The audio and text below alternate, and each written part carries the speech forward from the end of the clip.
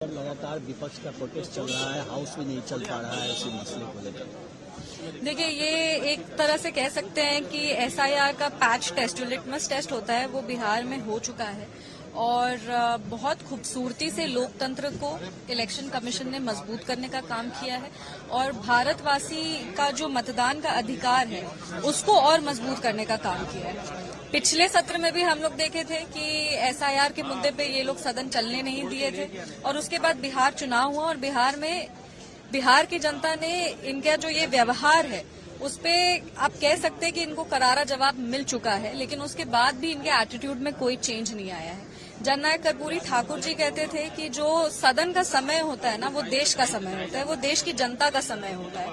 और माननीय मुख्यमंत्री श्री नीतीश कुमार जी ने भी इस चीज को दोहराते हुए कहा कि जो वेल एरिया में जा के बार बार समय बर्बाद करते हैं, वो समय हमारा बर्बाद नहीं हो रहा है, वो देश का समय बर्बाद हो रहा है, देश के हित के लिए जो लोग हैं उनका समय बर्बाद हो रहा है। तो जिस तरीके से ये बार बार एक फॉल्स प्रोपेगेंडा सेट करके, अच्छा, और जिस चीज पे ये डिबेट मांग रहे हैं वो पार्लियामेंट के जुरिस्डिक्शन के बाहर का है, वो मुद्दा पार्लियामेंट में डिस्कस हो ही नहीं। इलेक्शन कमीशन एक स्वतंत्र संस्थान है, एक संवैधानिक संस्थान है, उसकी एक प्रक्रिया है। इलेक्शन कमीशन कह रही है कि अगर आपके पास कोई कंप्लेन है, आप उसको उस जो फॉर्मल स्ट्रक्चर है, जो प्रक्रिया, आप उसके तहत तो कंप्लेन करिए, हम लोग उस पर काम करेंगे। पर आपको वो भी नहीं करना है।